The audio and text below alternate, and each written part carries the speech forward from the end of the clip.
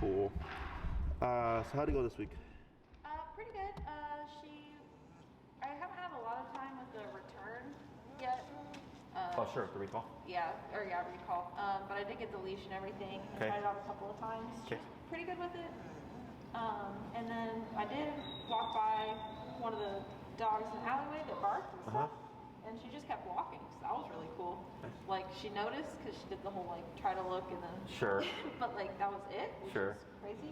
But then I did take her on a hike yesterday. Sure. And she was, like, insane, basically. Okay. Yeah. So explain that to me. I think it was just, like, sitting in the car, like, we drove, like, an hour and a half there. And, like, she's fine in the car, but it does make her antsy. Sure. And then there was a lot of dogs there. Oh, sure. And... I think she does better walking next to me when we're on pavement because even though like I haven't said break, she's still in her head I think associates grass with like sniffing. Yep. So that's true. It was like a whole combination of everything to where she was like pulling again a little bit and I was having to correct her a lot more. What was your number? I ended up having it up at I think it was around 65 or something like that. Sure. What I would have done is 127. Just full? Yeah. Okay. So, because now you could work your way up, right? But so with behavior, we were doing the 127 because we did all the stuff prior, wasn't working very well, and then that we started doing that, right? And that's kind of like what ultimately has led you to be able to walk past that fence with no problem. So in that setting, you said lots of dogs. You're correct because for dogs are very much about how things look. So if it's like, oh, we always heel on cement and then now I'm on grass and that's always when you let me go free, healing the dog in the grass in the beginning, you're going to get that problem. Okay, so that makes sense to me. But of course you had everything else going on as well. New area. So there is no cap on correcting obedience either. Okay. But in the beginning when we're teaching the skill, you have to be lower and then you work your way up, right? So, because it would be unfair to like blast her at 127 for something she doesn't even know. She's not even sure what she's supposed to do yet. Yeah, because for when it comes to stopping something, that's very different. Okay. It's just don't do that. But when it comes to doing something like the heel, the sit, the down, the come, the place to stay, whatever, that's different because it's something that she's not meant to do. She's not meant to heel at your side. She's not meant to come to you when you call her. That's something that we've done or created to have control over our dogs, but genetically it's not in her code. Okay.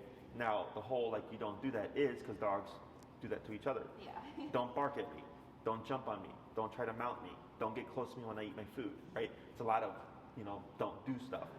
So here, if you go back to that environment again, which I would suggest you do if you have an opportunity or something similar, is you start at 60 because that's where you start. That's where you ended at essentially, and you were still struggling, correct?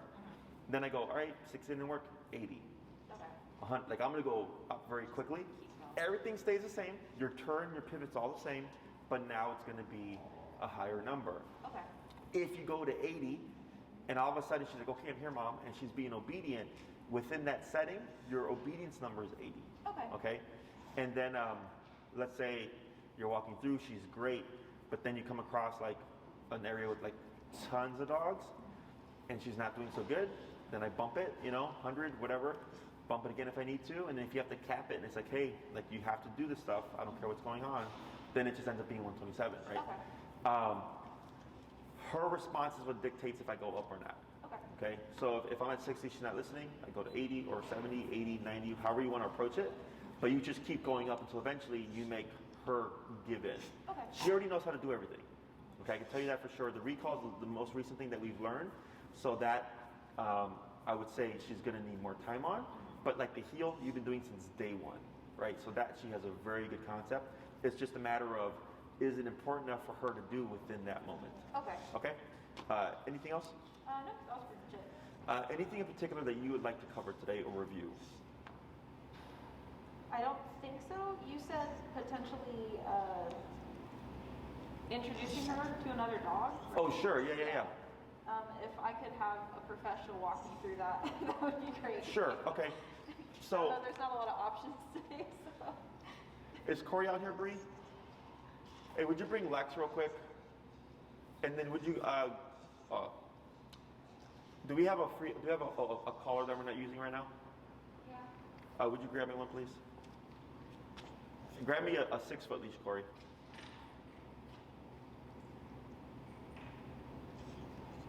I was also walking with someone else. I think that changed her idea of The what heel? it feels to. Yes. So in that sense, that's very common as well. A lot of times dogs will either want to walk with the person in the front, or if the person's over here, they kind of scatter a bit. So it's easiest if she's in the middle. Oh. So it's you, Malachite, and then your friend. Okay. That's easiest. Okay. But if you have the person on the other side, sometimes that's usually a problem. Definitely ahead of you is usually a problem, or even behind you. Sometimes the dog will kind of like keep looking back To make sure the other person's still there. So what you could do there is that's the exception to like the turnaround rule. Ideally, you would still want to do it, but I understand if you're on a trail, there's not enough space, whatever. As you're walking, you would just do the 60 hit, but if she keeps forging, 70, Okay. 80, it's the same process. Going to where I want her, kind of. No pull. Okay. Yep, no pull, just increase the power. Okay. Eventually, once you get her in line, like once you hit the appropriate number, you're gonna see she's gonna lock in. Okay. Okay, but you might be at a number that's usually out of the norm. Okay. Okay. So this is Lex. Thanks. Super. Okay. So this is my pit Lex. Let me think here. Let's go ahead and get situated.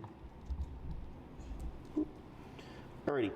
So I'm going to show you how we go about this. We also have videos of this on our website or on my YouTube channel. You can shoot me an email if you'd like to remind me, because I may forget. But I'm going to show you one way to go about it where you may not have the space. So go ahead and come forward with Malachite. Whoop.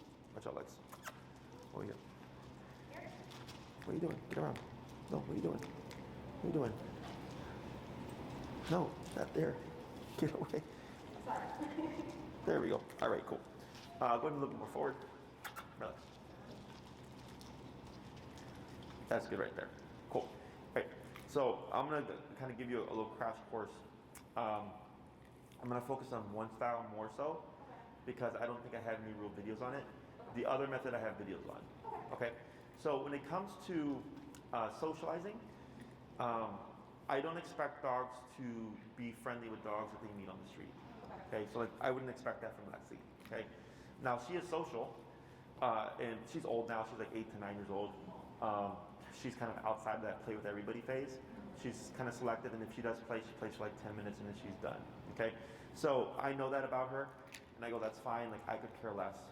What I care about is she's not going after dogs that we walk past or anything like that, because that would be a problem. That would be inappropriate in our world.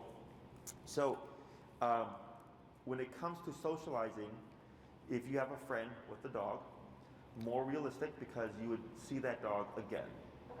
And I would also think, hopefully, your friend would have more control over their dog, right? You would have more say. And like, oh, could you like please give some distance, pull her away a little bit or whatever, as opposed to like a random stranger on the street, right? Like some people will listen, some people just like don't care, whatever, right?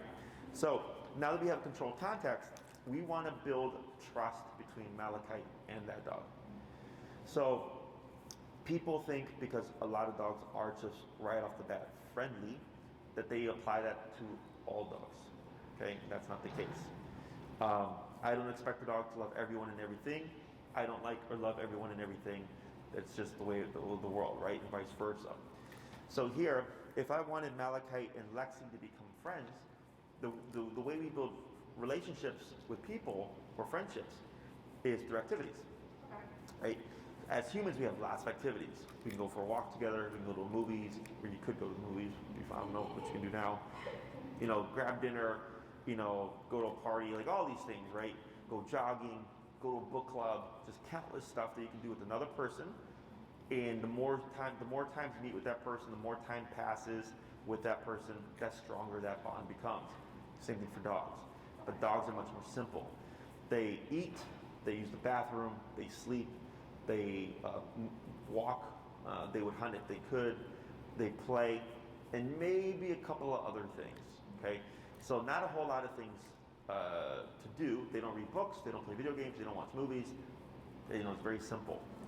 is 3 of those activities are what I would call relationship building activities. Playing, walking, and resting. Okay? So typically what we do is, like, let's say I met you at Oz Park and we wanted to socialize with the dog.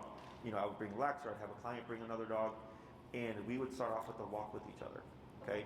And you have Malachite on your left, so what I would most likely do is I would walk to the right of you with Lexi on my right. So it would be Malachite, you, me, Lexi. So it's dog, person, person, dog. Okay? And the reason why we do that is in the beginning, what we're trying to do is close the gap. And we're trying to get the dog comfortable with there's a dog walking near me. Okay? People go into like say hi, and that's not natural to dogs. Dogs naturally don't greet face to face like a human does. Humans go, hi, how are you? Dogs don't do that. Dogs go nose to butt. Okay? But when you're approaching each other on the street and they go, hey, is your dog friendly? And they're approaching like this, it's confrontational. Yes. That's where a lot of problems happen. Okay? So what we do is we avoid that confrontation and we go side by side. So if I were to walk up to you and get really close, where I would be like this, how do you think you would feel? Probably uncomfortable. Right. Back up, because I'm too close, right? But if I do this and I go like this now, right? Now we're very close still, but now I'm not in your face. Less threatening, less confrontational, right? Because we're side by side. So it's the same thing for dogs. So I'm getting her used to, I can be around Lexi, I don't need to act up, and she's not doing anything, right? There's whatever she's coming from, whether it's overstimulation or fear or nervousness, anxiety, territorial behavior, whatever it is, it's just getting her used to the fact of there's a dog nearby, okay? And we would walk, like let's say we were at Oz, we would go around two sides, and then I go, we're gonna close the gap. And then I bring Lexi over to my left side. So now it's person, dog, and sometimes, the dog that we're working with, when we bring the dog in the middle, will start to like show their hackles. They'll start to pick up their tail, perk up their ears. They start to become escalated, okay? Because now we've closed that distance, and it's nothing good or bad. It's how that works. But that tells me, okay, the dog is uncomfortable with this range, and then we just keep walking, right? And then we walk another 2 sides, right, or more if needed. So during that walk, what starts off as hackles is goes away, because the dog's getting used to like, okay, I'm next to a dog, we're close to each other, but nothing's happening. Okay, and then exactly, and then if she's looking good, then we bring Malachite to your other side. So now it's person, dog, person. Okay, and then maybe her hackles goes up again. It's okay, because now we've closed the distance, and then we just keep walking, and eventually we cover some more ground, and she goes, okay, this isn't so bad. The hackles go down. Now you're getting used to her, which is being with the dog here. So we're easing her into the presence of another dog, but at the same time we're building trust because we're doing an activity together. Okay, that's the walking activity. Okay, the next thing would be, like let's say we walked for a couple of miles together. They're doing really good with walking with each other side by side, and we're keeping away from any kind of forward or face-to-face contact because that's confrontational. And then maybe we stop at a bench, and she's resting to your side, and Lexi's resting over here, and they like chill for 15 minutes. That's also an activity. Okay, but that activity is best done after the walking, because now you've burnt off energy. Because no one's going to be truly interested. Like they're going to be like, all right, cool, we've walked for a bit, time to pull off or whatever, and you've gotten past that like first how would you say, like the reaction phase, where it's like she just sees something and she's like, yes, exactly, what is this, right? So like right now when I was talking to you earlier, she kept looking at me and doing this because it was new for today. Even though she's seen me 6 times, when I came today, she's like, well, I haven't seen you in a week, right? So she started getting excited. But now, she doesn't care anymore. Because technically this is considered resting because we're not moving. So that stimulation or that the initial phase of stimulation has now kind of gone away. Does that make sense? So from there we build it to, okay, now we go to sniffing or whatever, and then let's say she's not having it, no big deal. We just stop the exercise, maybe do another little short walk, and then just part ways, and you keep repeating that. So every time you go for a walk, and then like let's say you do it 20 times, and on the 20th time she sees your friend's dog and goes, I've seen you 20 times, and we go on walks together, right? Now she's starting to like accept and go like, I like you because we do stuff together, and it's never been a problem. Does that make sense? Yes. So there's no time frame. I get some dogs that we do this from the first go, and it's boom, they're friendly, and I get other dogs that they're like they're nervous or they're hesitant or whatever, and they're like, yeah, like this is gonna take, a few, could take 20, it could take 100. I don't know, the dog knows, and like how often, how frequently you're able to practice is also a big factor. Okay? So, and I'll send you a video on that, and you'll see it, we're actively doing that. What we're gonna do here is I'm gonna show you another means of doing a similar thing. However, when you don't have, like let's say it's snowing and it's really cold out, and it's like I don't wanna be outside for 30 minutes, right, on a walk, you could do this indoors, okay? All you need is some space, okay? Question so far?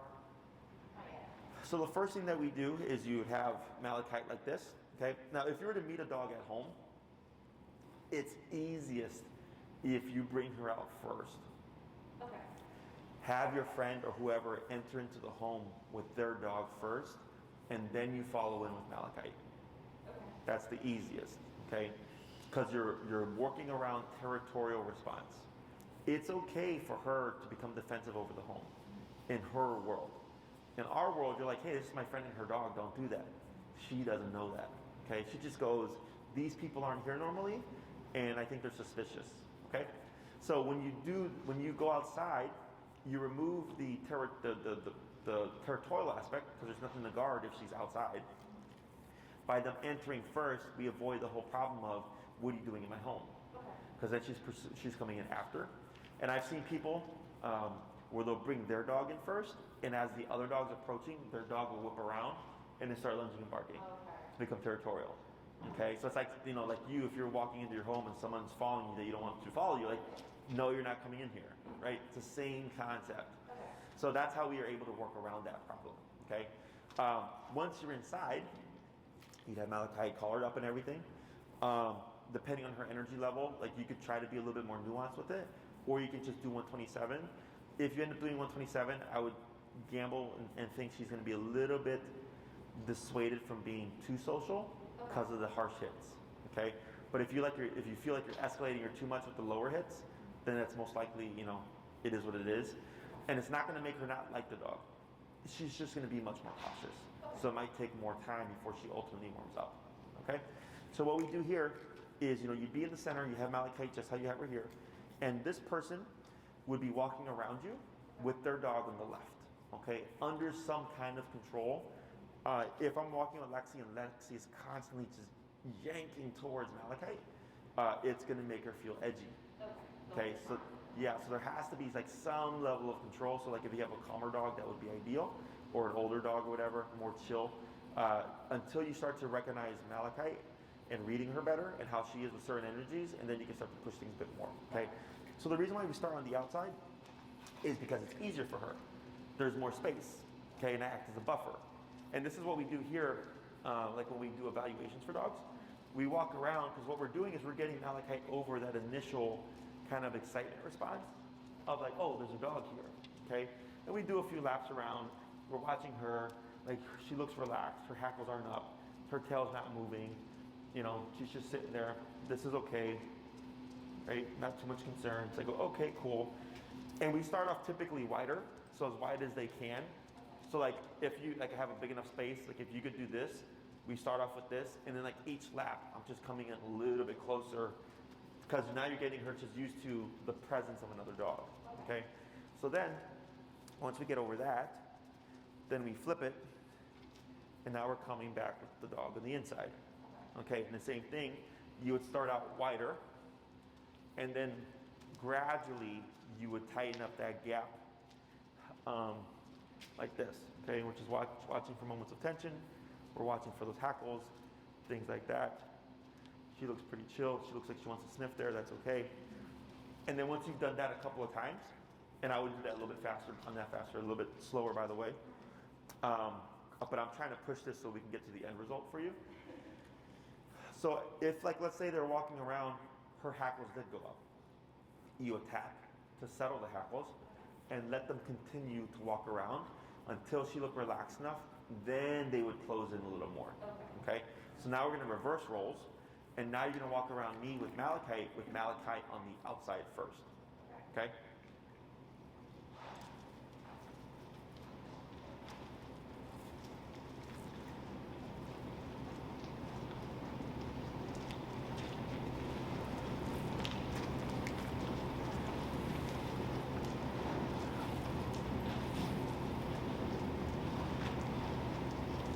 Good. Go ahead and come in a little closer. Hey, Bree.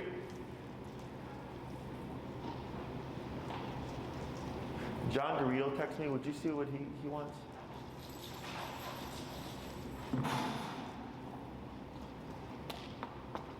Good. Then I'm going to have you after this one. You're going to go ahead and you're going to flip her out.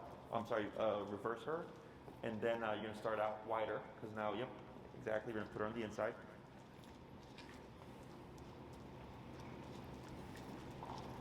Good. So now you can see if she's getting a little fidgety here. Yeah. Right? More nervous. Yeah, now her tail's starting to wag a little bit. That's okay. And just slowly just start bringing her in. Now she's licking her lips. And this is all normal. Okay? Right.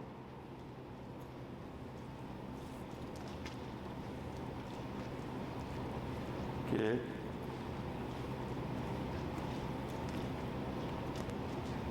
Good. Now have you come a little bit tighter.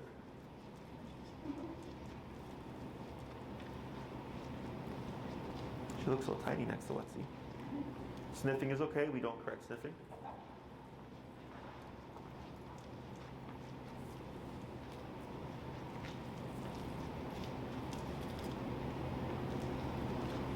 Good. And then you're going to go ahead and come to a stop right there.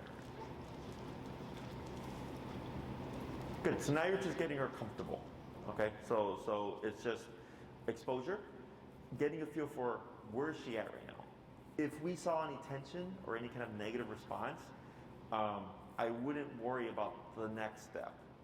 Okay. Because you have to get her comfortable with where you're at first, and consistently comfortable, and then I go, cool, no tension here. Now let's go ahead and move to the next thing. Okay. So next thing would be actually sniffing. What we're going to start with first is, since she's the one that has the issue, is I'm actually going to walk with Lex. You're going to be walking behind me, and we're not going to worry so much about a really tight heel. You're going to be right behind me with her behind Lex to give her the opportunity to start sniffing Lex. Okay, as we're moving. Okay, the reason why we do movement is because when we flip roles and Lex is going to sniff Malachite might get a little edgy. Okay, and she's going to turn around. So then when you tap, you're just telling her this is more important. So we can get her more concerned with this to allow the sniff to happen. And then we just keep moving and see how she does. Okay? So I'm going to start walking with Lex here. And then you can start following me with Malachite. And so the intention here is, of course, to allow her to get a little bit ahead so that she can actually sniff Lexi as we're moving. So yeah, and I'll try to go slow. There we go. It's okay. And you can see how Lexi kind of turned around a little bit because she was a little bit uncomfortable with Malachite. Yep. We keep moving.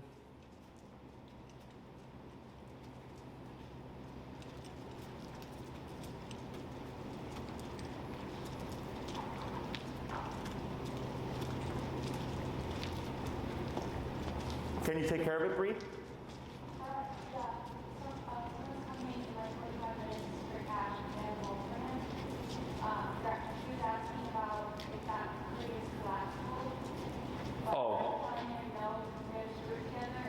There's no lock.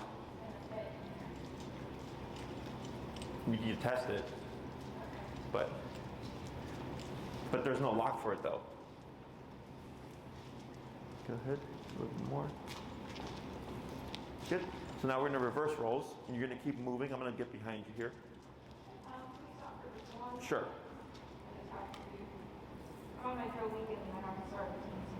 No, you're fine.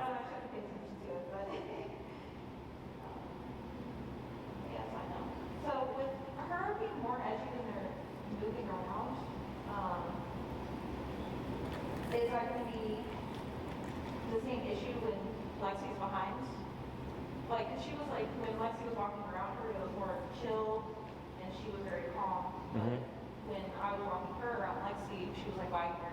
Sure, she was getting escalated. Yeah, Yeah. all that stuff is normal.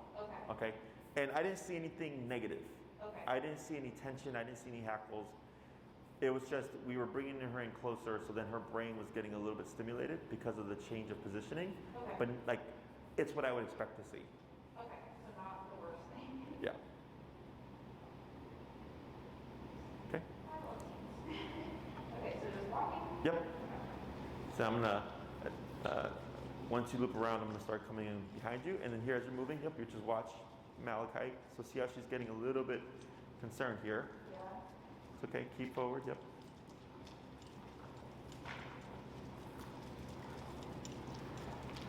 Go ahead, now turn. I'm gonna have you walk a little bit slower.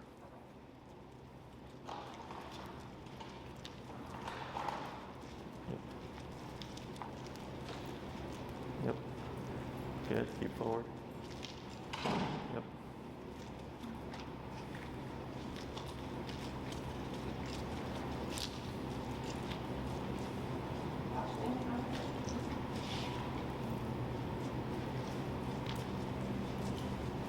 Okay.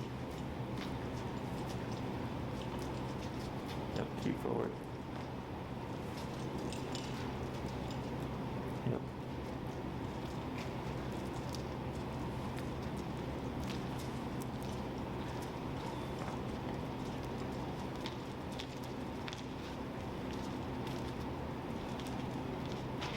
Right. Good. So you can see how she's uncomfortable with it, right? Right. So there's a little bit of tension, but she's not growling. She's not, and you see how much lip licking she's doing? Yes. It's because we're putting her in a situation where she feels uncomfortable. Okay, you're doing good. Go ahead and walk a little bit slower. There you go. Yeah, keep moving forward.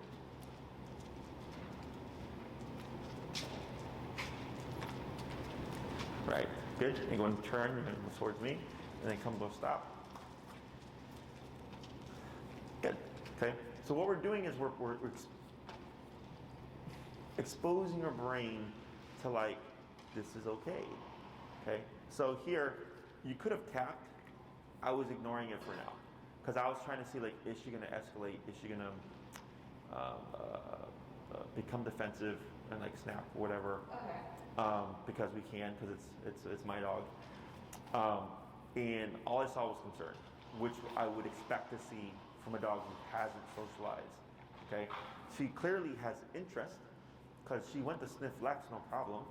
But and you might think like, what? That's weird. Why wouldn't she like it back? I'm like, it happens all the time. Okay, it's like people who talk crap but don't like being talked crap to. She's like sensitive. Yes. So you're just getting her comfortable with being approached by a dog. Okay, and the fact that we're coming from behind is typically non-threatening. But for other dogs, it can be threatening. Like they're just so nervous or fearful of what's going on behind them because it's their vulnerable spot. Okay, but I didn't see anything here that was bad. Now, of course, Lex here is very chill, so that helps her feel a bit more relaxed as well, because she's like, oh, this dog's energy is very low. But if I came in with a dog that was like really just like, whoa, what's going on? Probably gonna make her too uncomfortable because she's like, yo, that energy around me, not good. I don't like it. Okay. So, questions about this so far? Is it concerning that like her tail wasn't wagging or anything? And it almost looks like her hackles started to rise over here. I don't think I saw any, but maybe. Okay, and I'm just looking at angle. Yeah. Yeah, I didn't see anything. Her tail being still could have been just because she was so focused on like, oh my God, there's a dog behind me and sniffing me. Exactly. Yeah. Okay. But like now, like she's relaxed. She's not holding any tension. Now she's starting to move her tail again or whatever. She's getting a little worked up. So we're gonna try that one more time with me approaching with Lexi to sniff Malachite. Okay. We're gonna start moving again.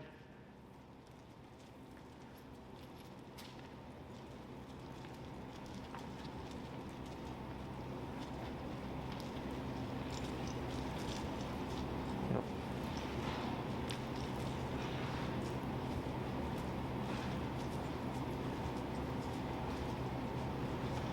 Good. And she's keeping her tail up, which is good. A lot of dogs will tuck the tail underneath the butt. Okay, as like a defense. Yeah, it's like trying to, just like a preventative, like you can't sniff me. Okay. Good. You're gonna go ahead and turn and come towards me. Is Cash set up to go?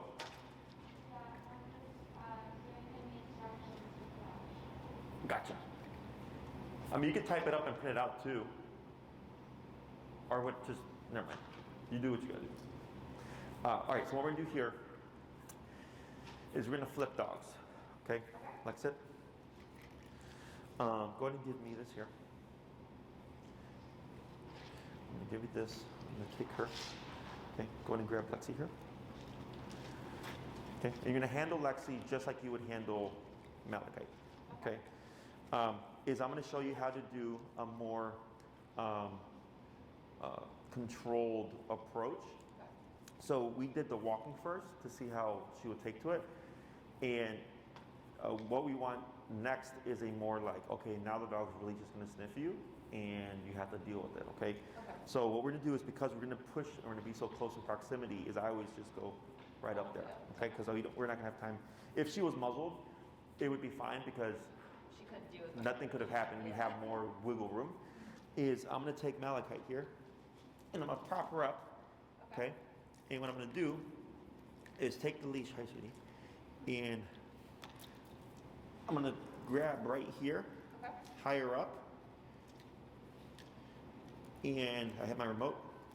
And the reason why we do this is because we're gonna bring Lexi here, and by me holding Malachite like this, a dog's strength, or a dog doesn't have strength sideways, because they're long, okay? So if she tried to whip around to do something, she really can't get anywhere, because here, I have her hind legs trapped, and I'm not squeezing, I'm just holding, okay? So she's stuck between my left leg and my left hand, and then I have this short here, so if she did try to whip around, she can't get to her, correct, right? And then I pull forward as well, and then the instinct would be if she did do something, I would just up and tap, but as long as I don't release, there shouldn't be an issue. Is now go ahead and bring Lexi up to Malachite's rear.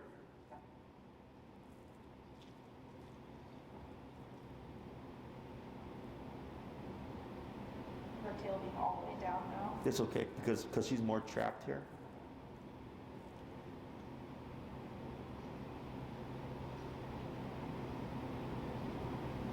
I'm going to pull Lex a little bit back to her rear again.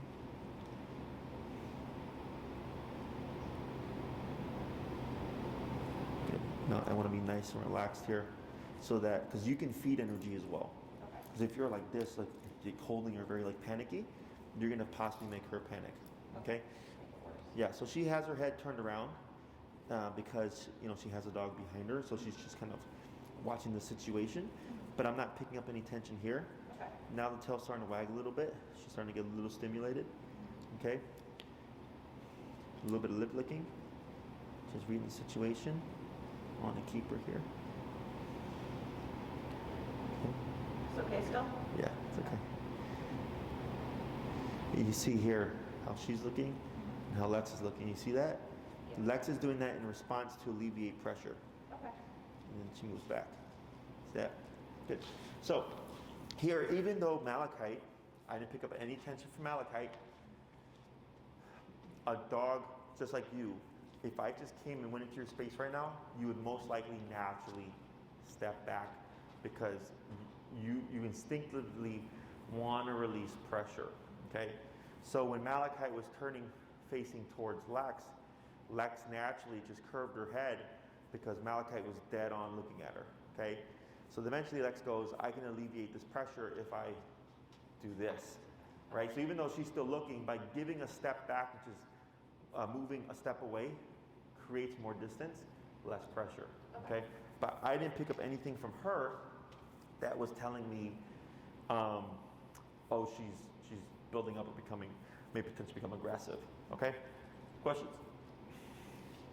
So now what we're gonna do is I'm gonna give you back Malachite. Sit. I'll give you this, I'll take that.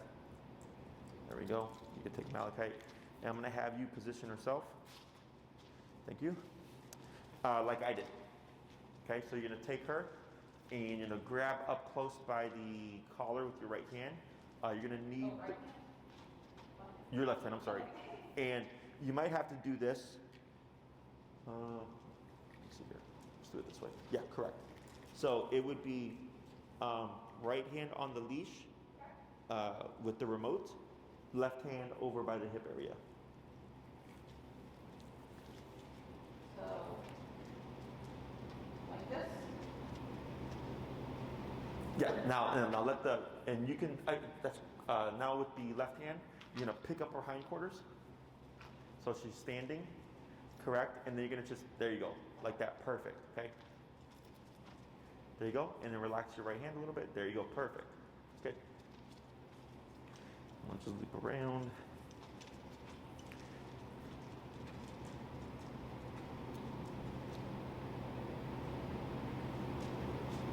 Go, Lex. I know Lex is getting too old for this. Yeah. Get relaxed.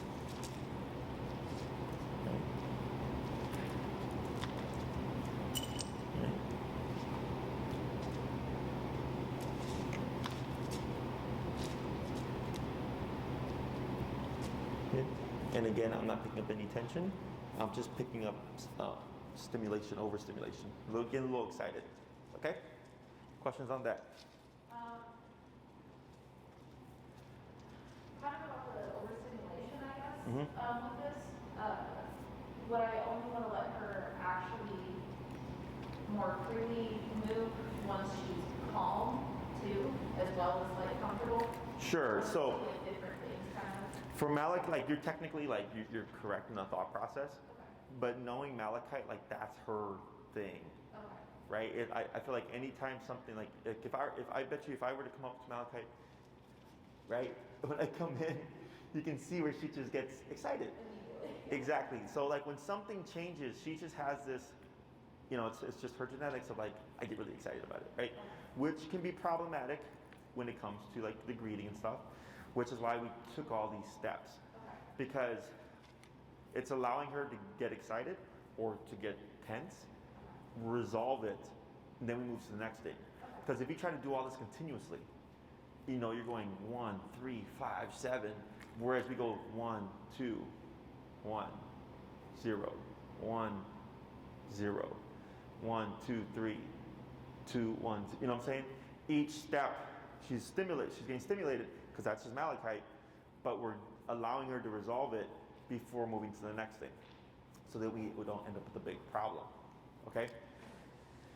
So here, whether or not you can socialize her to the next step, it really depends on Malachite, right?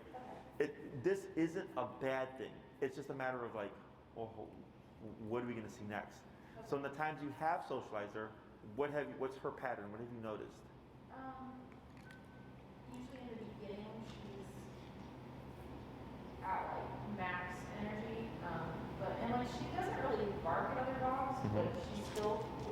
That's okay. I tap Lex. Yeah. There you go. She'll still be like she doesn't bark when she's aggressive or anything or growl really. She just goes for it, and she'll be at like max level, and then it'll just kind of slowly. It's kind of what we did here, except for like less structured. I'll just have like a dog in the house, but there's a door in between them, and then like there's maybe not a door in between them, but I'm actively holding her, and other dogs walking around, and like stuff like that until there's usually a point where she will. It's kind of reading her, I guess. Like the other dog's coming towards her, and I can tell that she's not super uncomfortable with it or super aggressive. She's just like, okay, I'm ready now. And they're just fine. Yes. Yeah, because what you've done there is you've like worked around it, which is, it's not that it's wrong, okay? It's just, it's a different approach. So like, it's like when you meet a dog outside and they go in first, then Malachite, you're working around a problem. That problem would be someone knocks on the door and you open it and then there's a dog, okay? And then there's a solution for that situation as well. That one's more difficult, I'm not worried about it. There's always answers to things, right? So you've figured out, and a lot of people have done this as well, where they're like, yeah, I got a new puppy and my dog didn't like me first, so I kept my puppy in a playpen, and they were just like seeing each other, and then after a couple of weeks, like now they're together coexisting, no problem. Because you have to get over that initial phase of discomfort, okay? So if you're doing this with a friend, this is a shorter scale, right? What you did seemed to be more of like a long-term scale. Only multiple days. Correct, right? So this would be like, oh, you see your friend, and maybe the first few times, you only get this far. And then the next, maybe by the 5th time, you see, oh, Malachite is giving me that energy where I feel like it's safe to actually expose her or allow her to socialize with the other dog. Does that make sense? Okay. So what we're going to do here is I'm going to have you hold on to Malachite here. Were you 12:45? Yes. Okay, just keeping track of my time. You're going to hold Malachite's remote. I'm going to give you Lexi's remote. You're not going to have to worry about Lexi's remote. Okay? Yeah. You're just going to worry about Malachite's remote, and I'm going to take Malachite here. Okay? So the next thing I push for is more of a coexistence. Okay? So it's the same thing. It's just getting them used to moving or walking around with each other.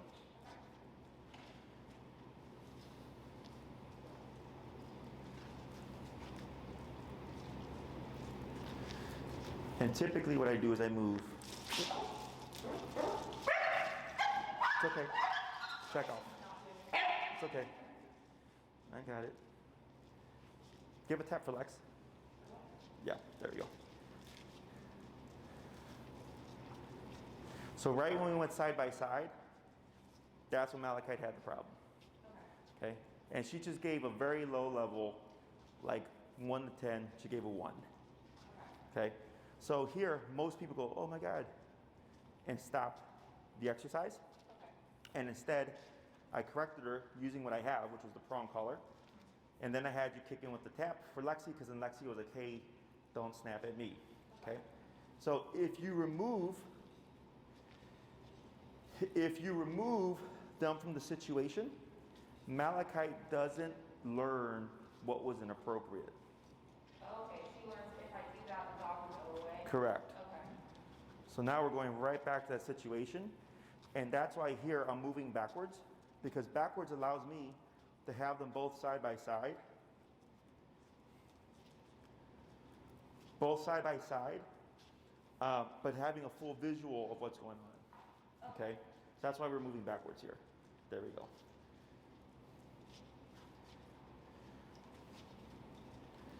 I'm putting it right back in that situation again. So now she's going, okay, if I do that, I will be corrected, and it doesn't get me away from Lexi. Okay?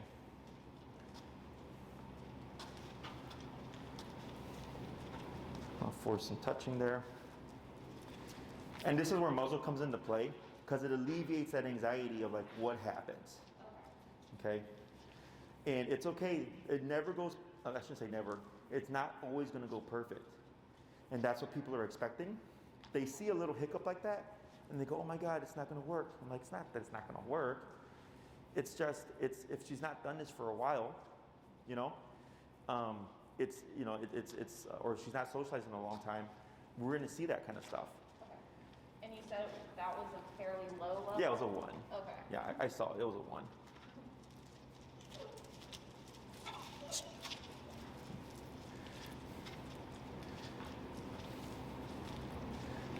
Good.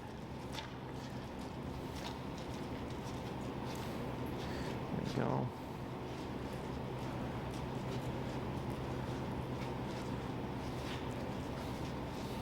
Bringing back Lex to the rear. I want to keep Malachite moving, so she wants to shut down a little bit. Okay. And I don't want her to learn that. I want her to know she's got to keep moving forward. She's got to deal with it. You see how she's like kind of cautious with the head movement? Yeah. She's like just nervous of a bad yeah. reaction. So what she's learning here is, hey, if you don't do anything, nothing happens. Okay. Now Lex is a little bit cautious of Malachite, right? Because now she had that moment. But even for her, because Lex wanted to correct her back, and you know I corrected Lex, and then you gave her a tap. Now it's like you got to deal with the situation. So back when I was in high school, there was some kids that didn't like me. And one of them punched me in the stairs. And I beat him up. And the dean came or whatever. They put us in a room together. And super awkward. Okay, like an hour, 2 hours go by. And then he was like, I didn't think you were going to punch me back. I was like, it's self-defense. I'm like, you threw the first punch, like I'm gonna defend myself. And we started talking, and then we resolved the issue, and then we actually became friends afterwards. So it's similar here, and I always refer to that experience because it's what I do with dogs. I've had dogs get in a full-blown fight. We stop the fight, we correct the dogs, and we keep them in that context for at least another 15 minutes, if not longer. Don't let it break from that. Because the last thing they remember is we were trying to kill each other. So the next time they see each other, they go straight to trying to kill each other, okay? But if I stop the fight, meaning with remote physical consequence, and like you saw me, I corrected Lex like this, they go, okay, we got in a fight, it was corrected, and we had to coexist with each other for another half an hour or whatever it is. So when they leave thinking we were coexisting, okay? Almost everybody pulls away, puts away.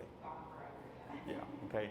So here, if you want to socialize her and be more kind of not so concerned about that, because even though it was just a one, it was a one in a very controlled context, right?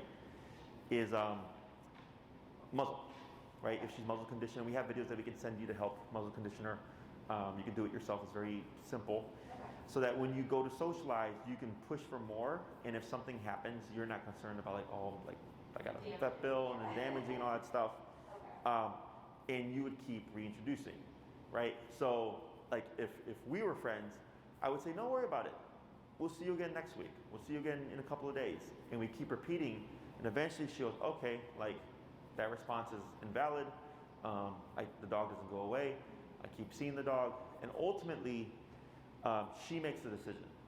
She's the one that decides, yes, I'll accept the dog. No, I won't accept the dog, okay?